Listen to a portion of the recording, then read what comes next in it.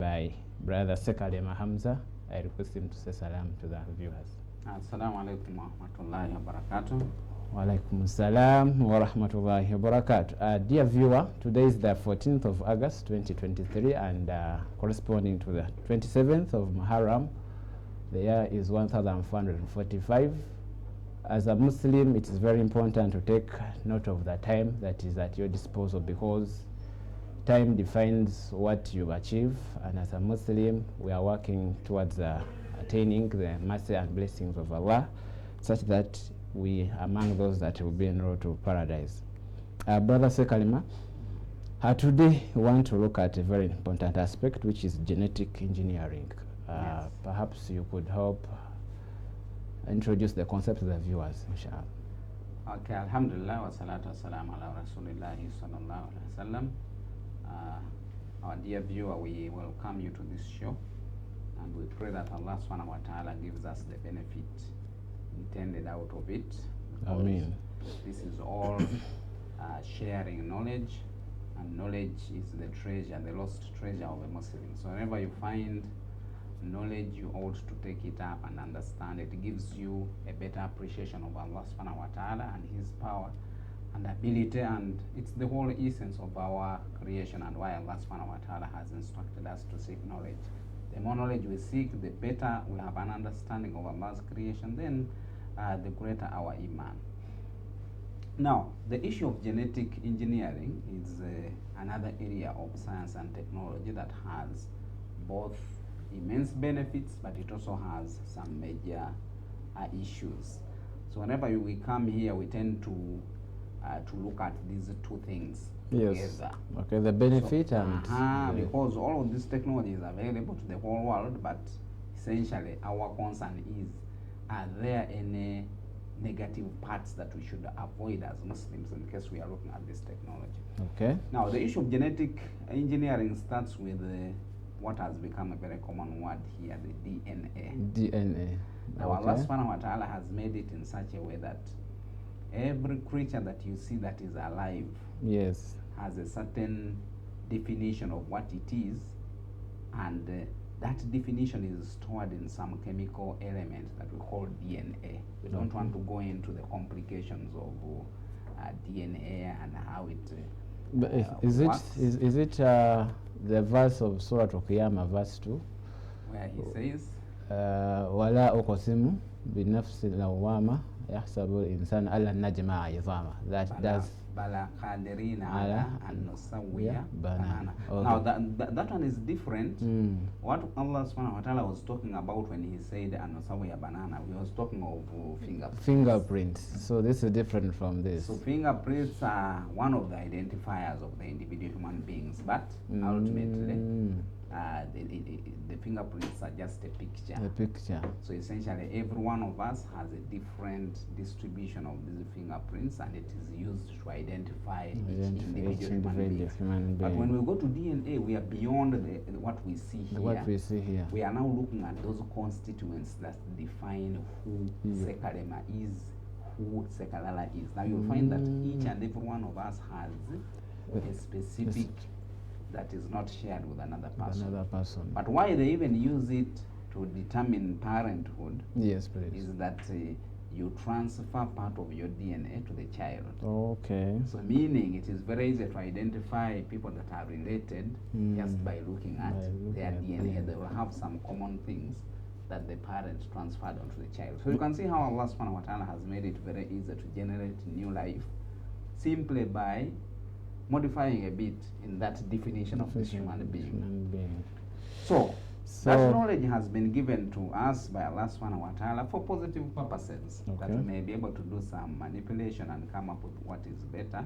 Yes. And unfortunately, of course, as human beings, some of us end up using it in the negative sense. So primarily what they do, it is just like I find the DNA information of a mango. Okay. I also find the DNA information of an orange. So if I have gained enough understanding to be able to isolate and mix these two, I can be able to get a new A new fruit out fruit of it, out. which has characteristics of both the mango and the orange. The orange. Or I may decide to remove what makes the oranges bitter. So that they are all sweet without any bitterness. So those kinds of manipulations are what we call genetic engineering. Okay. And we shall see the various areas in which they apply this technology, both in the positive, and we shall also see some negatives which we need to avoid. So in other words, you're telling us genetic engineering is technology that alters the genes that are found in every living thing. Exactly. Perfect. Yes. Although we may need to emphasize that the people that attempt to modify genetic information, it is a really very dangerous area, because Allah subhanahu wa ta'ala, whenever he gives us knowledge, Yes, please. he gives us a very little part of it. Mm. When the Prophet ﷺ was asked about the soul, The soul. the answer that Allah gave him, it is in Surah to Al-Isra, he Al-Isra. told him, وَيَسْأَلُونَكَ عَنِ الرُّوحِ. So the answer was, قُلِ الرُّوحُ مِنْ أَمْرِ رَبِّي من أمر ربي وَمَا أُوتِيتُم مِّنَ الْعِلْمِ إلا إِلَّا قَلِيلًا. So that means in everything that we appear to have knowledge, Allah subhanahu wa ta'ala has given us only a very small part of that knowledge. Now a problem arises, you have been given just 1% knowledge. You are busy manipulating at the capacity of 10, 15 or 100%. It means you can easily cause damage. Because you are venturing into something. Yes, you've had some information, but that information is not sufficient to manipulate. Actually, it reminds me, growing up, we were watching movies, and then this person was, like you're saying, manipulating stuff, and he came up with a very dangerous creature that he had no control over. And it ended up causing havoc in the community. That is one of the dangers we shall see. So where can we benefit from genetic engineering? Number one is the improvement of both plant and animal species. Okay. For example, we know very well that nowadays chicken grow in a very short period. 3 months, others weeks. There are some that grow in weeks. Although the way because really if you are chewing a 3-week-old. Imagine you're eating a bone of chicken and it's very soft. Yeah, you even don't have to put old chicken. Psychologically, really, what do you feel? Are you eating a really grown chicken, or you are just eating some young one that appears big? But the whole idea is, if I can identify the growth element within the DNA of a chicken. Yes, please. And I accelerate it, either maybe I increase in the number of material, or I reduce on the inhibitors, because ultimately Allah subhanahu wa ta'ala has designed a growth period for each of the animals with an intention. Okay, we grew up knowing every living organism has a gestation period, and for example, a mosquito, how long does it last? We are told 7 days. So you'll find meaning in the 7 days, the mosquito is now a grandfather. He can talk of things that occurred a long time ago. He's talking of 7 days. 7 days, yes. So meaning, changing the period in which these animals or plants grow, yes, it could have some theoretical advantages, but we need to be very careful therein. So we can improve. So your point is improvement, not changing altogether. So we are focusing on the improvement part. If I can improve the size. For example, I could find a normal African chicken does not really grow very big. So I either change I pick some genes from the one that grows into a very big one. I intermix with this and I get a new one. Actually, remind me, we were studying science for the viewers out there. In science, we had the concept of crossbreeding. You had the local cattle being crossbred with the exotic. So but the advantage with that kind of crossbreeding is that it's done naturally. The human being does not actually participate. You simply get these two to mate, and they produce a normal cow, but with the two characteristics coming. So this is sophisticated. You got the lab. But here we do the modification ourselves. We don't necessarily rely on the natural process, because our last one material tends to mix them in a way that is not problematic. We don't get a lot of problems out of natural mixing of genes. But when we begin to edit by ourselves, we can benefit out of it, yes. We can, for example, increase resistance to pests and diseases. That is one area where they have done a lot of research. If I find a plant species that is beneficial to us as food, but it is affected by certain other, sometimes vectors, creatures, or disease elements, they can design a modification in the genetic element of that plant in such a way that even if it is exposed to what used to affect it, it doesn't actually have any problems. Okay. So disease-resistant creatures, in terms of sometimes they can be birds or animals that we keep in our homes, or they can be plants. We can also enhance size. For example, if I have the African mango that tends to be small, the what is it called? Kachi? The small one, forgetting. Kagogwa. Kagogwa, yes. So Kagogwa comes out as a very small, usually a small mango with a lot of fiber inside it.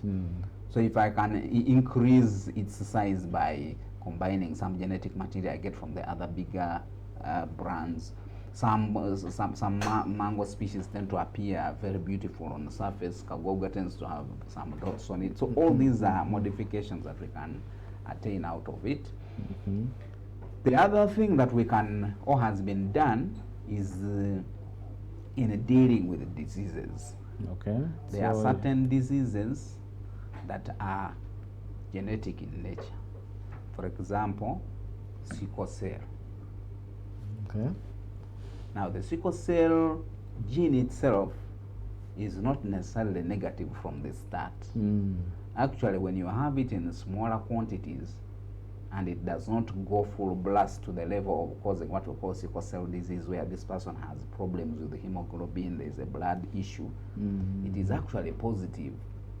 You'll realize that people that have a fair percentage of sickle cell genes tend to be resistant to some diseases of like malaria. So you'll find a person spending 10, 15 years, he has never gotten any malaria, yet he lives among all the others. Part of it is being facilitated by that sickle cell gene. But of course, if you have too much of it, again, it becomes a very chaotic issue. So one point I'm picking from there is you hinted on improvement, and then this is also improving resistance to some diseases. Right? So here we are fighting essentially. Because of late, we are, especially people who are intending to get married, they are being encouraged to test for sickle cell.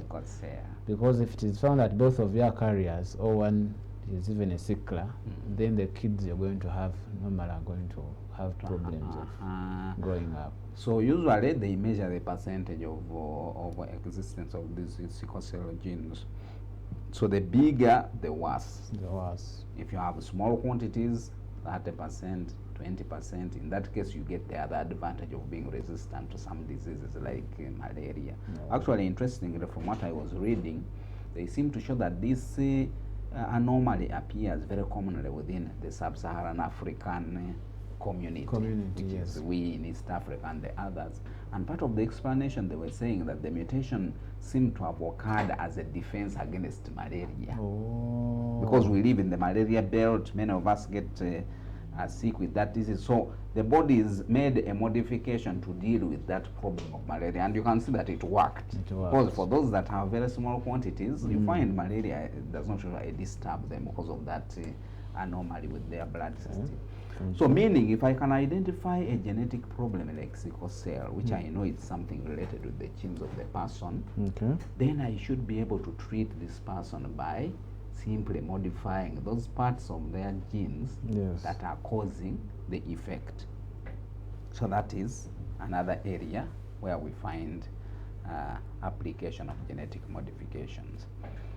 Now, within the area of agriculture, we should be able to produce crops that are For example, drought Drought resistant. resistant. Actually, it reminds me there's a colleague who was making research on cassava, and his PhD research was on next generation cassava, and there was some output that was really made on that. So drought resistant, because as we move forward, you can see that due to climate change, we are seeing a lot longer droughts. Actually, Uganda seems to have survived what is happening in other countries.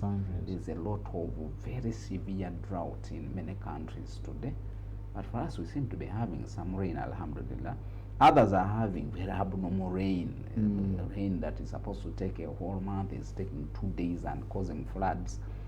But primarily here, they are making plants that are drought resistant. They are able to live with very small amounts of water. Because what all they do, of course they don't create their own things. It's very hard to come up with that. So what they do, they can study plants that are located in deserts.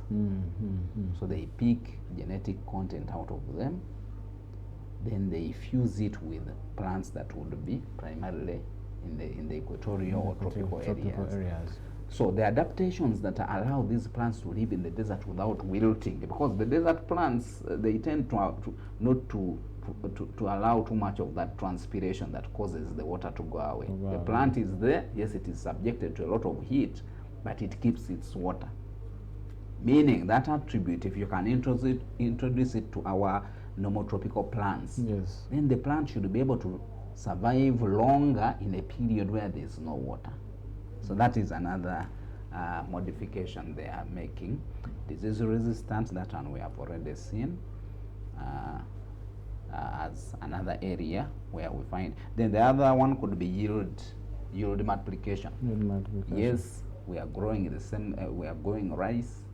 Rice is needed by so many billions of people globally. Can we produce a species of rice that is able to either mature very fast or to produce far bigger quantities than what is normally expected?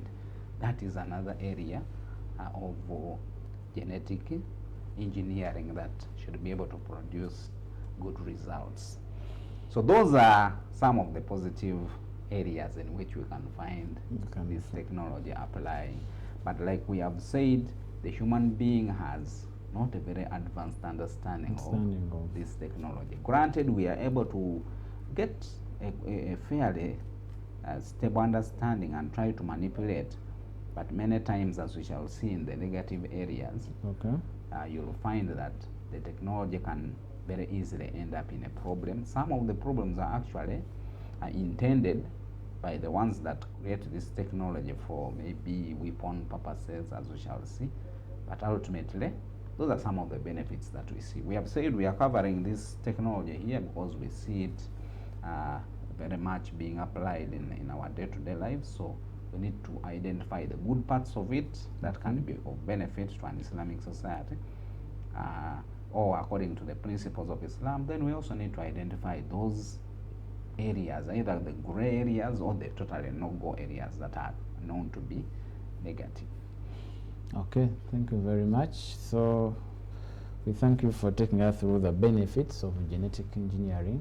Yes. The question that I would have for you, which I believe our viewers out there would also have, is having looked at this, don't you think if we were to go, there are what we call the far right people who have a lot of attachment to the religious scripts.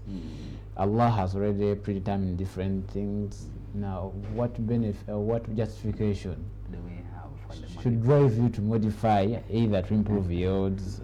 Allah already put the risk.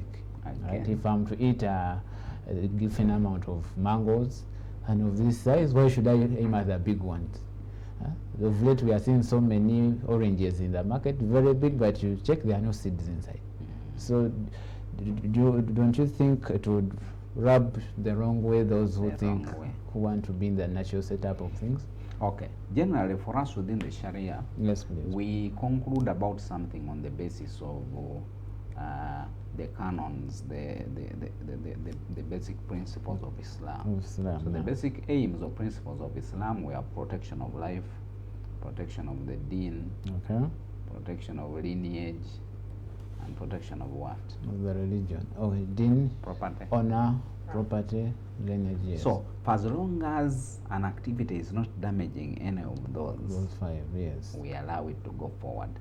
We have seen that there are certain applications of genetic engineering that are quite negative. They result in very dangerous things. Those ones are definitely prohibited. But in a case, for example, I use genetic engineering to increase the yield of a crop that has been around. In that case, I'm actually using it in the positive direction. So there's no way it can collide with the Sharia. Okay. It can only collide with the Sharia in case it causes problems to people. Because there are things that we take in, but in actual sense they cause cancers and other negative effects. On surface they begin by appearing to be good. Yes. But after they have been ingested or etc., the person now begins to develop negative elements. In that case, we prohibit. So for as long as what the modifications we are making don't result into a product that causes harm to the human being, in that case, we are left to proceed. So we don't follow the very rigid way of saying, no, Allah has created this thing, He has a reason for it, but He has also given us this knowledge, and taught us how to manipulate the environment. For example, Allah subhanahu wa ta'ala did not create the aircrafts and the vehicles and etc. They were not there. But He gave us the knowledge to think of, can't I put up pieces of metal and I create something that can make me move faster? So that challenge is what Allah has given us, and we should be able to utilize it to make our lives better. We only resist in case it causes harm to people, and we have to stop that as in line with the Maqasid Sharia. So you said we have the benefits and then the detrimental aspects of genetic engineering. But I think before we go to the detrimental ones, or the negative aspects of genetic engineering, there is some other aspect that I would wish that you help throw light upon. Yes. Which is the aspect of genetic engineering being a sophisticated scientific field that perhaps the ordinary Ugandan out there or viewer out there, if he wanted to develop interest on it, what would be his level of participation and contribution in that field of genetic engineering? Being we've seen it has beneficial elements. Yeah, the one that we have been able to do here, there is even an agricultural research station. Yes, please. I think it's at Kawanda, in the area of plants, because the plant environment has not caused too much of what we call mutations and other very dangerous outcomes of this manipulation. So since we already have an ongoing activity that involves some kind of modification of these plants, although I think for them they mainly do it naturally, they don't try to edit. Yeah, actually that is called grafting. So for them they don't tamper with the natural form in which these genes are existing. They simply use a natural way, try to combine these things so that they do it by themselves. In that case, usually there's a balance. The challenge comes when someone tries to manually, by human hand, insert or make the modifications. Usually it becomes a problem. So meaning, if you are going to be engaging yourself in some kind of genetic manipulation, the area of agriculture is already available. The others are too advanced, we don't have them here for the human side. But in terms of agro-based genetic manipulation, you already have a chance that we have a research station that is around. So if you can study agriculture, you should be able to participate in this very interesting area of combination and doing things that Allah has already created, but you do some changes and a better outcome comes out of it. So the viewer out there, from our guest here, he emphasized first the importance of making science and technology readily available to the ordinary citizen, ordinary human being out there. If you're a parent, do not inhibit or stop your child from experimenting some of these things. Perhaps they would get the motivation to either go into detailed scientific knowledge. To the schools out there, we want to thank the Ministry of Education and Sports for the new curriculum. We see a lot of good stuff being done by the students out there. So even the parents, let's add in more effort, encourage our young ones to have interest in the different aspects of science and technology, specifically genetic engineering, we've seen there are a lot of benefits. But of course, we said if you maintain the natural formation of the different items or things that are being modified.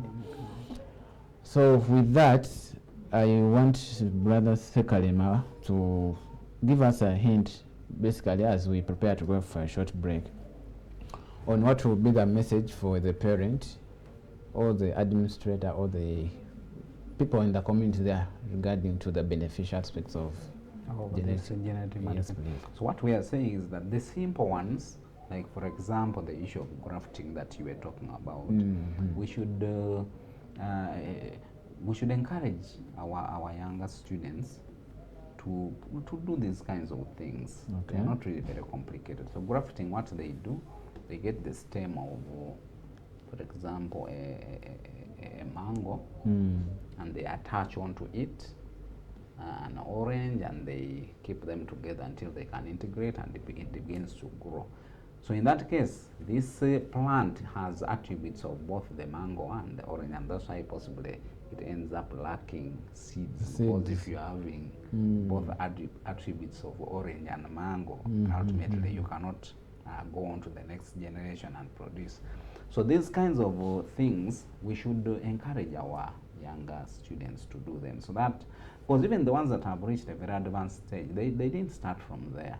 The interest starts when you graft and you see something good coming out of it, and you begin to reimagine and say, now if I combine the stems, what if I change and I try to combine it? When you do it in a natural setting without necessarily interrupting the flow of these genes, I think it is largely safe, because Allah subhanahu wa ta'ala has already controlled his creation. It tends not to cause major problems. The major problems, as we shall see, come when the human beings do the manipulations by themselves. Okay.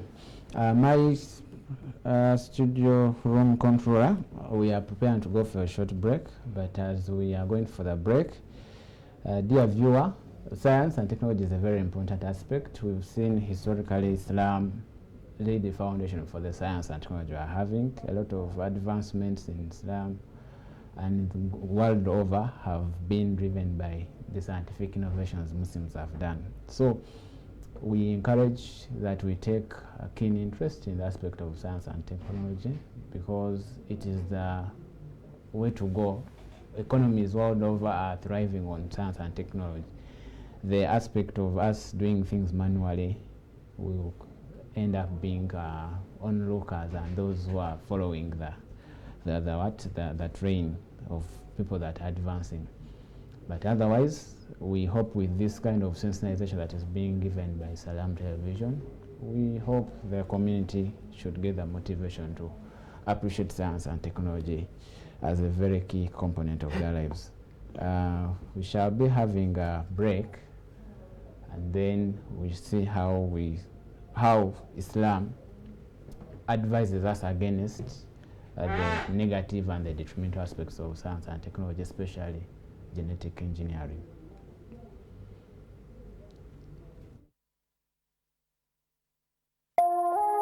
Eno ye Salam TV.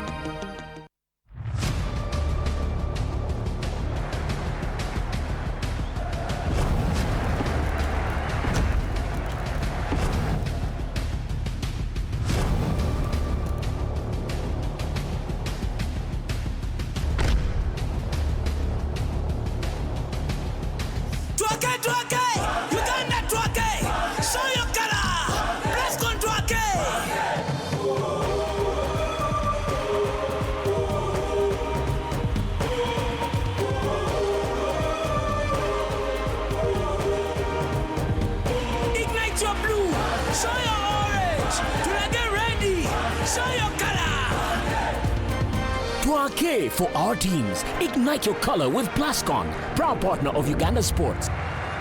Color your world.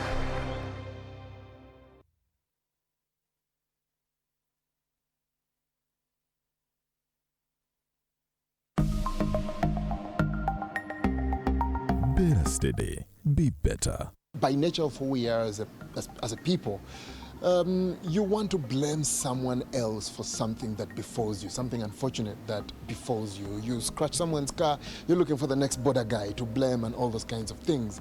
And so is the case with digital fraud. The moment someone takes your 100K, 50K, 20K, 1 million, 20 million, you're looking out for that thief and everyone, when we're not looking at our responsibility. I mean, if you have your phone and you've not sent someone to withdraw money from it and a message pops up, and you're entering your PIN code involuntarily, you could have just canceled that message or all those kinds of things. So for me, it is also about us. We have a personal responsibility to enable digital fraud not to grow in this beautiful country where the economy is tough already and we are trying to grow despite that tough economy. So hey, be better, very steady.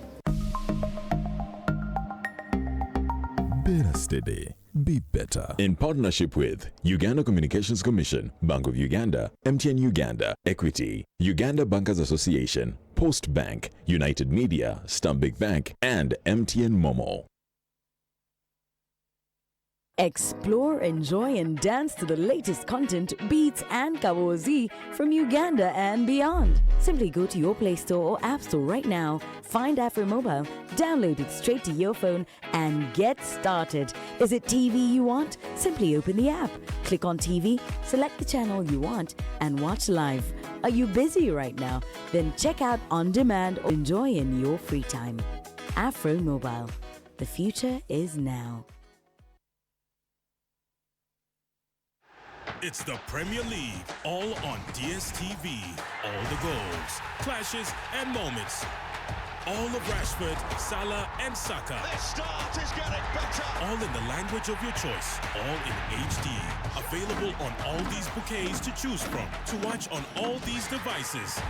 Get DSTV with an HD decoder plus installation and 1 month family for 89,000 Ugandan shillings. It's the Premier League, all on DSTV.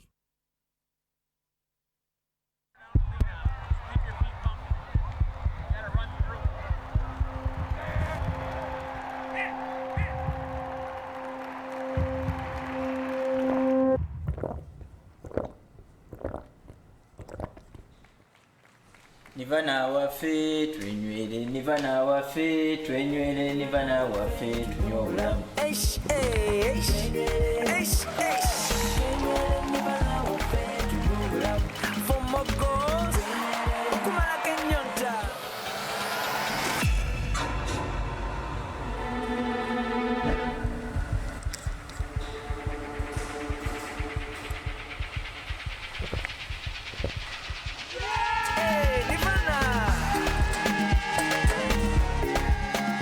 Nivana agira mu cupa eza mililita 5 ku siringi 5 neza litemu n'ekitundu ku siringi 15. Nivana packaged drinking water akolebwa Crown Beverages Limited, abakozi ba Pepsi. That's life. That's Nivana. Eno ye Salam TV.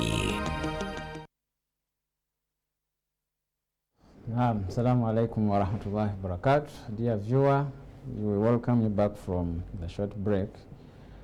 The show is AlHidaaya. We are looking at the aspect of science and technology in Islam, specifically genetic engineering. Muhammad Sekalala, for those of you that are just joining us, and with us we have Mr. Sekalema Hamza, lecturer at the Islamic University in Uganda, helping us to understand the aspect of genetic engineering. Before we went to the break, we looked at what genetic engineering is, and we said it is technology that is being used to alter the chemical composition or setup of living organisms that we call genes, and we have noted that it has benefits and as well as the detrimental aspects of it.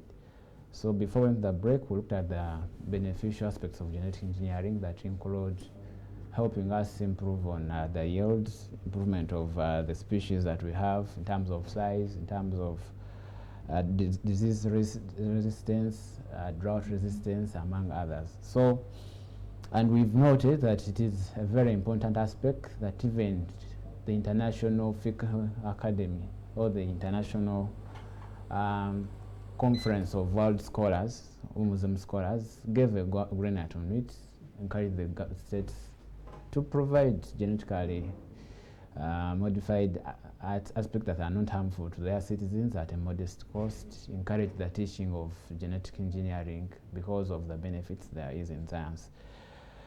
Now, with that, we want to see what are the detrimental, the negative aspects of genetic engineering that as a Muslim, we've noted there are aspects of Sharia that Islam is very particular about. So, Brother Sekalema, what are the detrimental aspects of genetic engineering that the viewers and the Muslims out there should take note of? All right. Now, the detrimental aspects, we can start with the ones in the plant area. Yes, please. Now, remember, we modified these plants in order to consume them. Yes. So we are combining genetic material from multiple plants, and on the surface it appears to be fine. Okay. For example, the plant has grown bigger or it is resistant to drought. Then we now distort the natural form of that plant, and it can result in, for example, allergies. Okay. Because allergies are bodily reaction to any foreign material that comes into the body. You may find soya may, for example, have originally been a natural, in its natural disposition, it has no problem, does not cause allergies. But once you try to combine it with some other plant, it results in what we regard as allergies. The body responds in a very negative way towards that. So that is one danger that we see with genetically modified plants. Okay. The other thing that can result in genetic modification of plants is cancers. You know very well that nowadays nearly 90% of the cancers don't come out of what we inherit from our parents. The majority come out of what we eat. Actually, there was a lady that was giving testimony of having survived the cancer, and she was saying she now nearly consumes nothing among the artificial foods. The reason simply being that they contain a lot of things that cause abnormal bodily growth, which is cancer. Okay. So we have found that sometimes these modifications end up causing cancer, and it's a bit of a problem. The other negative thing that comes out of it is commercialization, a radical form of commercialization of food. Now, food is primarily a human need that has to be provided. It's a basic need. We cannot live without food. Okay. But what happens when a company does research and creates a form of a seed in such a way that you can only grow that seed after getting it from the company? So that's what we find happening with some of these genetically modified foods. They do it in such a way that they want to maintain patent. Okay, there's some justification in what they claim to have done. They say we have injected a lot of money in developing this very drought resistant and effective food. So we need to benefit financially out of it. So one, they patent it, they prevent any other person from producing something similar. Then they go ahead and make it in such a way that you cannot grow it beyond the first generation, meaning once you plant it, it grows very well. But whatever comes out of it cannot create the next generation, meaning whenever you want to plant anything, you have to go back to the factory, buy the seeds from the factory. So the danger in that is that now this company is controlling the food chain, forcing people to rely only on it in order to have food. That kind of radical monopoly on something as critical as food is something that is very dangerous. The company itself can even collapse. They may not have a negative intention. Okay. They are running normally, then by some financial accident they collapse. And unfortunately, sometimes they create it in such a way that once you plant this GMO into your garden, it puts there genetic matter that prevents other natural food from growing in the same area. Oh, sorry. Meaning that garden of yours will now, for the next foreseeable future, rely only on products coming out of this company. And these are really very negative, because food is not something that is supposed to be controlled. Yes, we can commercialize it, we can sell it, but we should not reach the level of forcing people to rely only on a certain individual company that's not even a government entity, in terms of food. So that could be in the area of crops and etc. The other problems now come this side of the human element. Yes, please. The very first thing we see is people are using this knowledge that we would have used to cure diseases and etc. among the human beings to create what we call bioweapons. Now, bioweapons, they pick a disease-causing agent. For example, I find anthrax. I pick genetic content of anthrax, I modify it in order to create something that either has a faster spread rate, meaning, for example, if the normal spread rate for anthrax is, if Sekalala is sick, he can infect the next 3 people. We can expand that in such a way that this sick Sekalala will now infect 100 people. 100 people. So that modification is done for weapon purposes. So that kind of enhancing illness as a way of creating weapons is something that is very dangerous, and we should not accept it as a way of defense. Remember, last week we were talking about defense, but defense that results in indiscriminate spread of disease, that kind of defense, we don't agree with it. Okay. But you'll find it is there, enhancing the bacteria or enhancing viruses in order to create what they regard as weapons. So they mainly spread diseases, making them either spread a lot faster or improving their survivability. You may find a pathogen has a normal survivability of maybe just 2 days or 3 days. Okay. Then this one enhances it, and it's able to stay around for maybe a year or so. In that case, it means a disease that was originally designed to simply dissipate and disappear from public in just because remember we had the corona virus that disorganized the whole of the world. But we know that it had a lifespan of around 2 weeks. 2 weeks. Was it That's why the first lockdown was 2 weeks. So they would give this disease some time to dissipate by itself. Meaning if the virus is existing on surfaces and etc., you simply give it 2 weeks and it will go away. Now if a person picks that kind of virus and modifies it and gives it a life enhancement to the point that it can stay around for 6 months, it means it now becomes more dangerous. What you thought would have gone away in the next 2 weeks now stays around, infecting people for the next 6 months. So that bioweaponry industry is something that has become very negative. The other area of biological application in the military is what they call super soldier kind of mentality. Okay. So the understanding is that a normal human being has limits in how far they can see, how cold they can, an environment they can survive in, how much strength they have and what they can carry. So what some of these military researchers are doing, they say, what if I can make this human being to have the same power like that of, for example, a bear? Okay. Because size-wise, you may find the human being and the bear, maybe a young one, they could even have nearly the same size. Or I make a human being as powerful as a gorilla or a chimpanzee, because those animals tend to have a lot more power in their bodies than us. As part of a super soldier program, I have a human being, this is a soldier, but he's able to do a lot more work. He's able to climb obstacles, he's able to do. You have so many of these possibilities that this human being has. But the result is, instead of enhancing this person, they distort the person's biology, and we end up getting some monster out of it. So the person was being modified to become stronger, and possibly they are using genes from other animals.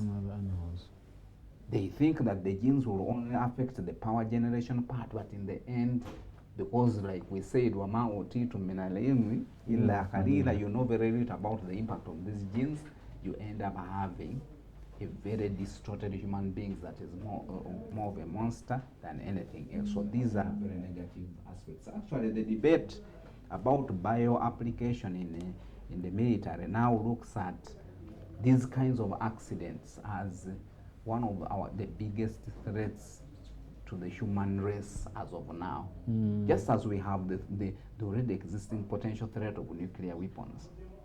Meaning, should there occur a nuclear war on Earth, there is nearly a guarantee that the entire human life will be destroyed. So meaning we are living with a potential to destroy ourselves. Okay. But a similar potential exists in this area of genetic modification because a lot of research is ongoing, but the ones that are doing the research don't have really full control over what they are doing. Sometimes they try to control it by making the labs secure, etc. in case there are any problems and you get some weird creature coming out of your experiments, you can kill the creature. But in some cases, it simply gets out before you can know it. So you've made a modification, it has resulted in a virus, but you don't see the virus. Maybe initially the virus has no effect. So the people working in the labs move out and they walk around in public spreading this virus, and in the end, after some time, it triggers some action. That's why there was some imagination that even Corona could have been that kind of research. Maybe before you go to the next, in the idea of the military, yes, on the field of the military, you've got bio what? Bioweaponry. Bioweaponry. I thought part of the strategy of the military officer is to say that they annihilate their enemy. Yes. Now you want to say Islam regulates the kind of combat somebody should have with, because if my goal is to ensure that I defeat the enemy on the opposite, I'm not allowed to come up with any possible strategy. We don't allow indiscriminate killing. Okay. So that's why there are restrictions on you don't kill old people, you don't kill children, you don't kill animals. So anyone that is not involved in combat is not supposed to be killed. So any kind of weapons that don't segregate, because if I drop some anthrax bomb somewhere and it begins to spread anthrax, it does not really single out the enemy or the innocent bystander. It simply destroys it. And others, we don't have the concept of stray bullets in Islam. The stray bullet could be there in case it is not intentional, but in case you have dropped an anthrax bomb in a civilian area, you can't say your intention was not to cause harm to the civilians. So there we don't agree with that kind of concept. So doing modifications of the body for purposes of improving the body's abilities can end up resulting in very dangerous outcomes. There's also what is called transgender, is it operations, this stuff. Is it also part of those ones are more physical. Usually when they want to make some modifications, they do it at a hormonal level. They don't necessarily tamper with the genetic. How about people who change the color of their skin? Genetically? Yeah, I'm told some famous person who passed on later, she turned from black to white, and for most of his life was taken to be a white person. He was black initially. Okay, I'm not very aware of what exactly they use, but the majority of them do mainly hormonal modifications. They don't tamper with the genetic content. But what we see here in this bioweaponry, they tamper with genetic content.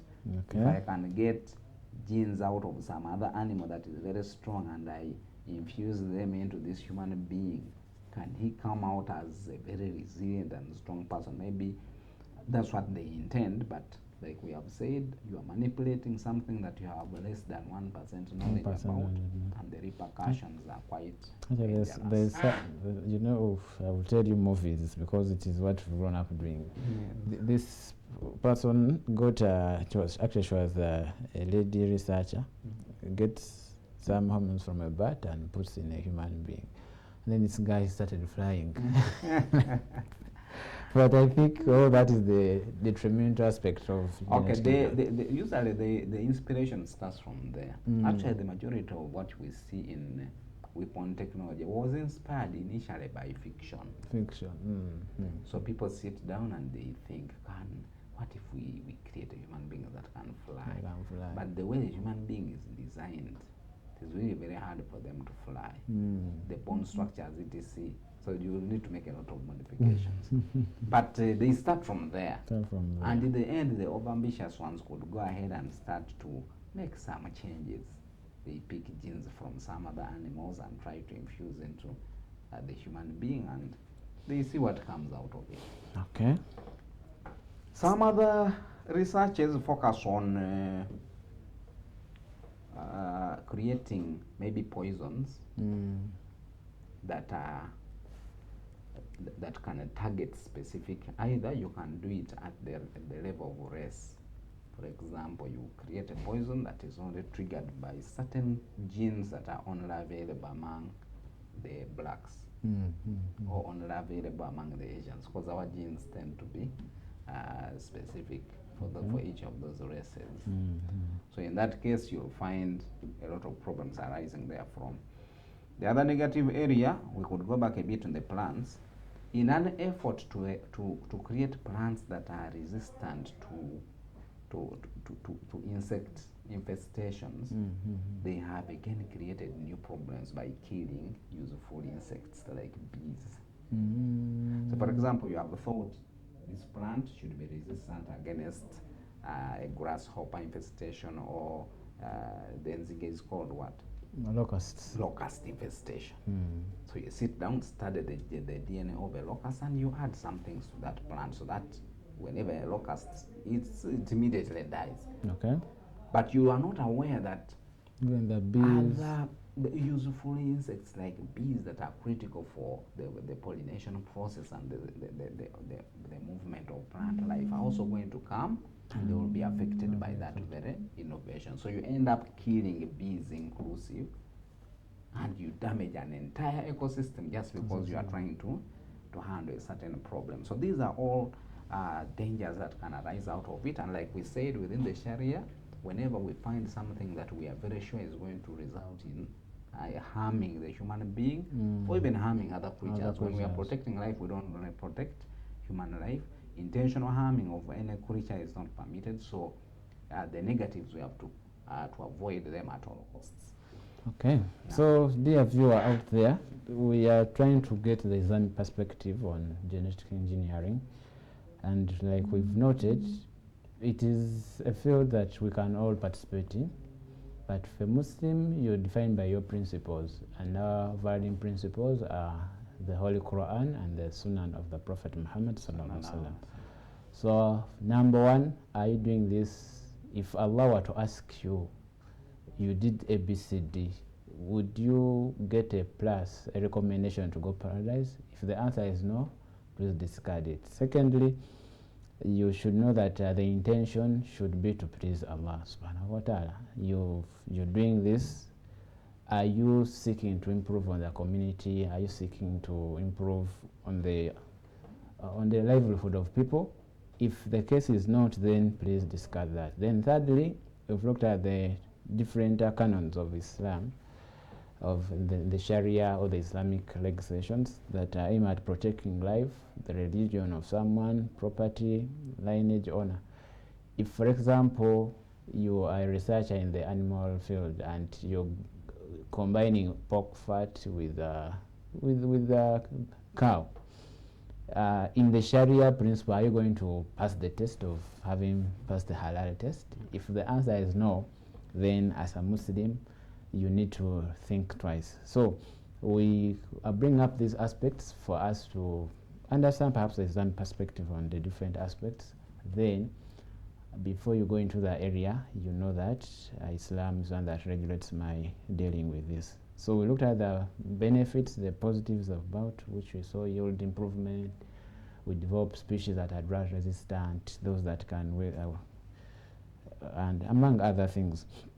So, Brother Sekam, as we are winding up, do we have a message, especially to the scientists, because we see this largely science domain area. Of course, for us, the layman out there, ours is just to develop interest and maybe encourage the young ones. But now the scientists out there, the Muslim scientists, what information do you have for them as we are winding up? Okay, we could talk to the scientists, but also the day-to-day person, because these genetically modified foods and crops and it is they are usually well known. Okay.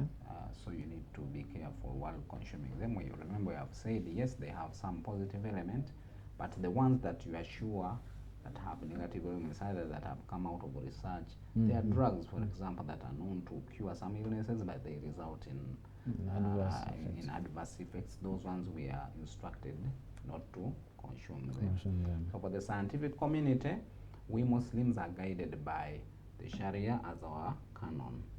So for example, wanting to monopolize issues like food, issues like health, there are companies that control certain specific drugs that are very critical for curing maybe things like cancer and etc. And you find the drugs are extremely expensive and not available to the day-to-day person. Look, for example, at the vaccines at the start of the COVID vaccine. You would find a normal African country would not actually afford.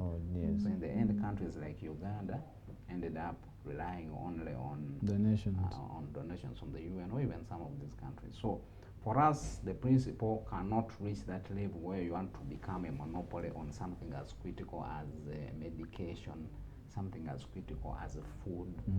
Yes, there should be financial compensation for the effort that people do when they are researching, but ultimately would not encourage any Muslim to do something that involves harming others by monopolizing something that is critical, such as medicine or food or other life influencing technologies. So for the students that would want to venture into this domain, we have said largely in our agricultural oriented society, you have a chance. There's already a research station, so you should be able to participate and add your contribution to the world of food engineering by changing the nature of some of these things that Allah has given us, and possibly a better outcome will come out of it, inshallah. Thank you very much. Dear viewer, we continue thanking you for always being a good audience.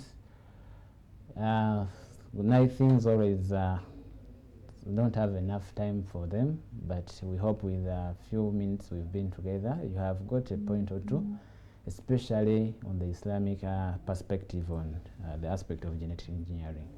We hope and pray that it becomes a reason for you to look at things in a different way. If you're a person who is aiming at the scientific field, you have now a basis upon which to look at the good that you can bring to the community, but of course with the guidance that Islam provides. To the scientist who is already there in the field, you have the opportunity now to direct your research, direct your activities in line with the Islamic teachings. We wish again to appreciate the feedback that you always give us, especially in the different platforms. We continue encouraging you to share. Those of you that watch this on YouTube, share with your colleagues.